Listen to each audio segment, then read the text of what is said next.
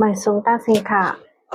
วันมาในวันที่17เดือนธันวาคมปี2025ข้าวยำหูคำ6 โมงค่ะเนาะพบทกตั้งข้าวปานังค่ะมันแต่มันได้ก็ข่าวเอ็นต่างในคณะข่าวตอนตาวันมาในอ้มต่างค่ะมันแต่มีพี่น้องมองไปค่ะในค่ะเนาะมันได้บ่อยู่ลีค่ะนะหูไข่หบเมาแต่ก็เอ็นดื้อแปดเนี่ยค่ะโอ้ยค่ะจื้อก็ข้ามแต่ว่ามองไปออกตั้งวันเอาก็ไปมาละเนี่ยเนาะผมมีพี่น้องเขาจะนั่นแหละค่ะก็เลยหาข่าวมาก็เข้ามาถ่อมจ้อมกันค่ะเนาะสังเจว่าเสียงว่าสังว่าอำคึดใจในก็ย้อนน้อมค่ะนะแต่ละวันมันได้ปังตึกข้าวแห้งเนอใจเมืองขางลงมาตั้งในอินทำมาอันเรียนอันจับกันตั้งตึงใจแก้งไหนค่ะนะ2 ตีในข้าวแห้งๆในค่ะเนาะเนอเว้งผักกันนี่ก็เรียกว่าข้าวแห้งค่ะนะความชิดซึ่งมันเขาปล่อยหมากเสเฮโทนาซึกโตเนื้อนาดินเฮเจอในค่ะเนาะคนเมืองกำนำไรปลายเพหมักเพสังก็เตอร์ยาคนเมืองลูกตายกว่ากำนำก็มีเนี่ยค่ะนะอันนั้นได้ก็เป็นข่าวชุพิเมค่ะเนาะแต้มไว้นะตึงใจแก้งตอนเนื้อและนาเรียนที่จับกันตั้งใจเมืองขังปอตเตอร์เจเวงปั้นหมอกเนี่ยค่ะเนาะตั้งใต้เขาเดี๋ยวว่าเมืองหมอกเนี่ยค่ะอยู่เนาะวันหมอกเนี่ยค่ะอยู่แต่เอาวันที่15มาเนี่ยค่ะนะ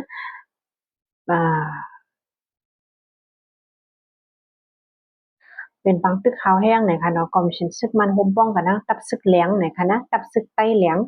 แล้วก็แทงไผ่หนึ่งก็จำเป็นตับซึกไผ่ลูกพืชเนี่ยค่ะเนาะนาตีเจ้าเนี่ยมันเป็นนาตีอันพี่น้องใต้เหลียงเขาอยู่เศร้าไว้ค่ะนะในเลยว่าเป็นเนื้อแกตับซึกไต้ดังตับซึกลูกพืชน่ะเนาะก็กะตับซึกใต้เหลียงเนี่ยก็โฮมกันตั้งความชินซึกมาเนี่ยก็มังขึ้นสุกทุกพื้นนั่นขนาดนะเนอใจเว้งอินโตเลยใจเว้งปั้นหมอกนะคะเว้งปั้นหมอกในขำป้นป้อมมันใจว่าความใต้ห้องว่าจังหือในสังเจพี่น้องเขาพูดเนี่ยก็คอมเมนต์ปันขามาเลยค่ะนะเดี๋ยวก็มีมาแทงข่าวโหนึงค่ะVOM ค่ะนะตีเว้งลงลาเซียวเนี่ยค่ะป้อไรไฟฟ้าเนี่ยค่ะนะป้อไรจะไรว่าไรกำนำเอาค่ะเนาะไฟฟ้าขาดแล้วก้นเมืองเปิ้นจีไรฮบตั้งอย่าผืดว่าเนี่ยค่ะแต่เอาเรือนทนเก่าเข้ามาในภายในเรือนทนเก่าในไฟฟ้าก็ไรเนี่ยค่ะว่านะเหมือนตั้งแต่ก็4-5วันไร1ปอกเนี่ยค่ะว่าเมื่อเร็วในมาเสียอีแล้วเนี่ยค่ะว่านะในก็ย้อนนั่นแหละว่าเดี๋ยวจะแห้งโฟนแล้วอินเทอร์เน็ตแล้วเอียงก่อนอันรู้จะแห้งไฟฟ้าเจ้าไหนแต่ฮบตั้งอย่าผืดจังก็หาช่วงกันเลยเนี่ยค่ะเนาะนั่นก็ไว้พรย้อนซึกค่ะนะย้อนน้อมค่ะนะตาไว้อันยาวใครแลตาขึ้นอีหนึ่งเย้าก็มีมาแทงข่าว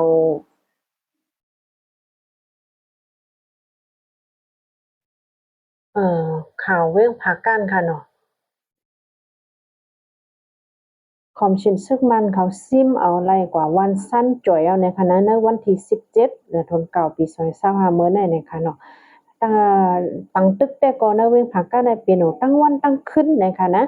ไผ่กำเนิดซึกก็ซึกมันเขาซิมเลยกว่าวันสั้นจ่อยเสเอาหมากลงยื้อลงกว่าวันนะคะเนาะย่ำตอนเร็วแน่คอมเชนซึกมันแถมเอ็นแห้งซึกเฮก็โทษซึกเข้ากว่าลายป่าลายไผ่นะคะนะอันเขาใจกำนำแต่ก็เขาเอาที่เรียกว่าเอาตรงเขาจะเป็นปึงลงนะคะเนาะกำพองก็คำว่าอยู่เนอนาทีอันเป็นปังตึกเหลี่ยมจังรถออกมาอะไรก็มีว่าในคณะแล้วก็เป็นตั้งเดลว่าตั้งอยากเปิดพี่น้องก้นเมืองค่ะเนาะเย้าก็มีมาแทงข่าวโหนึงค่ะเส้นตั้งเนอแกลาเชียวเห็นวันหมุนน้องเขียวในคณะเส้นตั้งในพยายามต่อเร็วไผเดี๋ยวเรียกว่ากอบสินซึกมันเขาค่ะเนาะเจ็ดทัดหาวแห้งมาเนี่ยค่ะกว่าซ่อมเส้นตั้งเจอในเหสังเจอว่าป่นกลางเนอป่นกลางค่ำ6 โมงไหนได้ก็ใครว่าย่างยอบเตียนให้คณะโปออกป่นข้าวยามนั้นนะเกเส้นดังได้ย้อนแลย่ำต่อเร็วว่าก้นว่ารถเครื่องว่าก้าเนี่ยค่ะแจ๊ดมุมุดนะคะนะ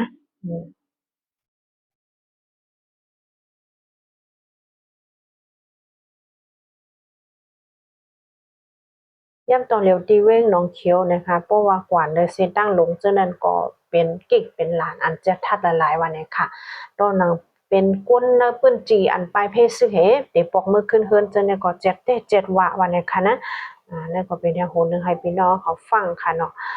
โปรเดกว่าดังเซียนดังน้องเขียวกว่าดังเวทวุ่นเจ้าเนี่ยก็หาแห้งหนาในค่ะนะแค่นต่อฟังตัวกันในลีปุ่มลูกก็อย่าเป็นเน็ตออกตั้งในเดลีนะคะเนาะมือป่นมาวันอาทิตย์ป่นมาเนี่ยนะคะลูกอ่อนใจอ่อนสองก็อันเป็นก้นไปเพศซึกกว่าเลยตีเว้งปังอู้ปอกมาให้ก็มาย่างยอบหิมตีเก๊กว่าวุ่นนะคะนะพ่อแม่พี่น้องจะคือก้นวันก้นสนอ่อนกันกว่า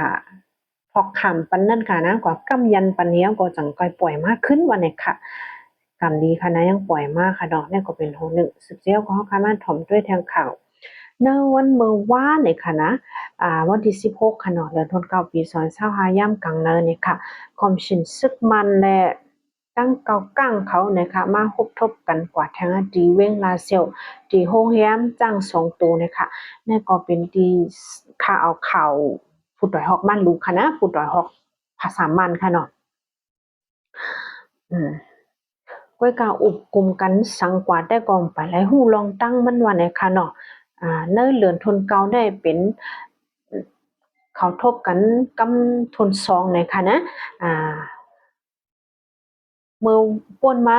เดือนธันวาวันทน3นั่นวันที่3นั่นก็เขาพบทบกันย่อปอก1ในค่ะเนาะกำได้เป็นกำทน2ในค่ะนะเก่ากลางและ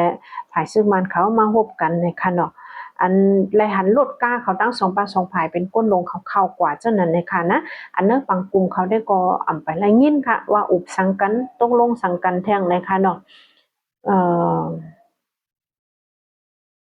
ก้อยกาว่าลองแซนบีแต่ก็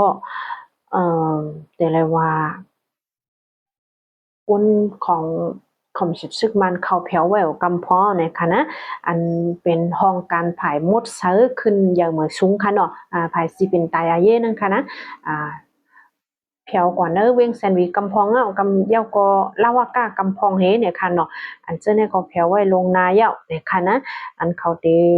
เอาไล่เจิ้งเฮยห่มกันอุบเปิ่นกว่าเว้งแซนวีนั่นได้ก็เข้าขับไปไล่ฮู้ก็อันไล่ฮู้ได้ก็อันจะตับซึกค่ะนะห้องกันอันเหตุการณ์ลงบอกจึงค่าหับการคุณเจ้าในก็แผวให้กำพองเอาในค่ะเนอเว้งแซนวีเนี่ยค่ะเนาะอันนี้ก็เป็นแทงโหนึงค่ะภายหลังมันแต่ก็อันเขาได้อบกันสังรองสังแต่ก็หรือเลยเปิดถ่อมด้วยก่อนค่ะนะอันนี้แต่ก็ห้วยลงนามกในก้อยค่ะนะข่าวค่ะก็ดีเตรียมข้าวยามแทงเอาค่ะเนาะคันค่ำวันเมื่อในก็มีหมอก78แสนปลายๆอินเนี่ยค่ะนะคันเงินได้ก็1 บาทไทยได้เลยบอกปักไป25ยาอเมริกัน$1ได้เลยหมอก4แห่ง3ปักเงินแค่1หยอดได้เลยหมอก5ปักไป8คัน9คันจังได๋ค่ะนะจ่องก้อยโฮบทบกันแทงคันเนาะย้อนสู้ให้พี่น้องเฮาเขาอยู่ลิกินวันกะเรียนแคมป์สามังมีลีเป็นดอกเพกันกุฏิกุตังกุกอกุกนสิกรรมติค่ะไม่สงค่ะ